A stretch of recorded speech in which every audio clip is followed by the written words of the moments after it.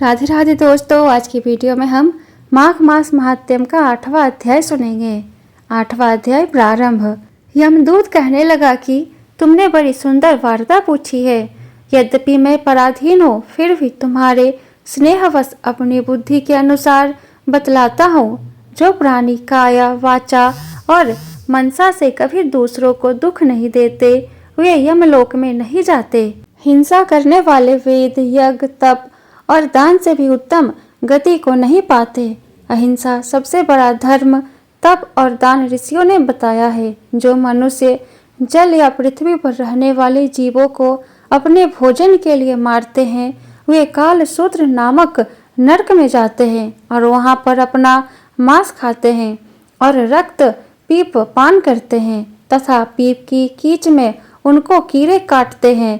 हिंसक जन माध, काने, कुबले, लूल्हे, लंगड़े, दरिद्र और अंगहीन होते हैं। इस कारण इस लोक तथा परलोक में सुख की इच्छा करने वाले को काया, वाचा तथा मन से दूसरों का द्रोह नहीं करना चाहिए। जो हिंसा नहीं करते, उनको किसी प्रकार का भय नहीं होता।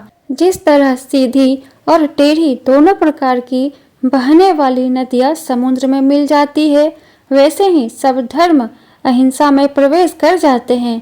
ब्रह्मचारी, गृहस्थ, वानप्रस्थी तथा यति सभी अपने अपने धर्म का पालन करने और जितेंद्रिय रहने से ब्रह्मलोक को प्राप्त करते हैं। जो जलाशय आदि बनाते हैं और सदैव पांचों यज्ञ करते हैं, वे यमपुरी में नहीं जाते। जो इंद्रियों के वशीभूत नहीं है, वेदवादी और नित्य ही अग्नि अर्थात हवन आदि का पूजन करते हैं, वे स्वर्ग को जाते हैं। युद्ध भूमि में जो शूरवीर मर जाते हैं, वे सूर्य लोक को प्राप्त होते हैं। जो अनाथ स्त्री, शरण में आए हुए तथा ब्राह्मण की रक्षा के लिए प्राण देते हैं, वे कभी स्वर्ग से नहीं लौटते। जो मनुष्य लूल्हे, लंगड़े, वृद्ध, अनाथ तथा गरीबों का पालन करते हैं, वह भी स्वर्ग में जाते हैं। जो मनुष्य गौओं के लिए पानी का आश्रय करते हैं तथा कुआं, तालाब और बावड़ी बनवाते हैं, वे सदैव स्वर्ग में निवास करते हैं। जैसे जैसे जीव इनमें पानी पीते हैं, वैसे ही उनका धर्म बढ़ता है। जल से ही मनुष्य के प्राण है, इसलिए जो प्याव आदि लगाते हैं, वह अच्छे स्वर्ग को प्राप्त होते हैं।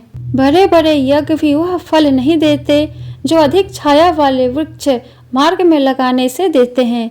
जो मनुष्य वृक्ष रोपण करता है, वह सदैव दानी और यज्ञ करने वाला होता है।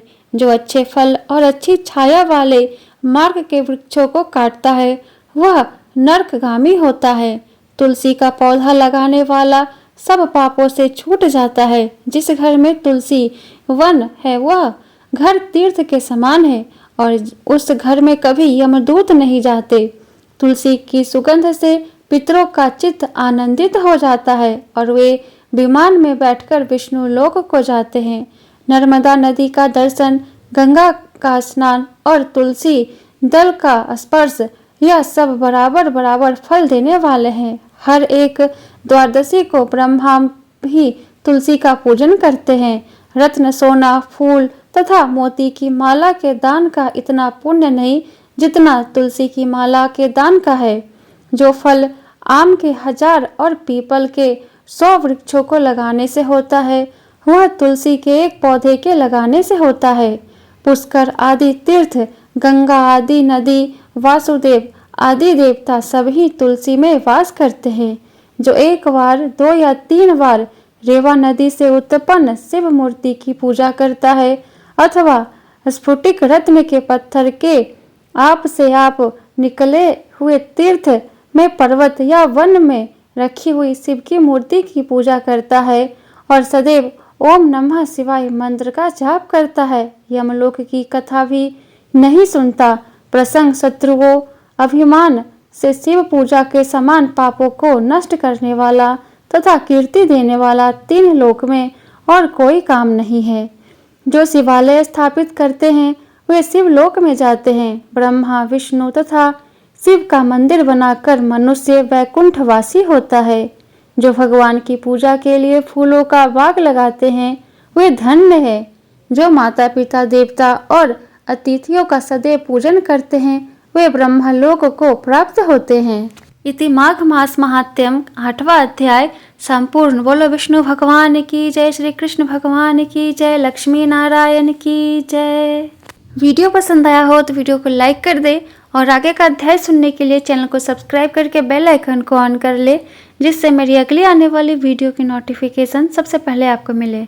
तो फिर मिलते हूँ मैं आपसे नेक्स्ट वीडियो में। जय श्री कृष्णा, राधे राधे।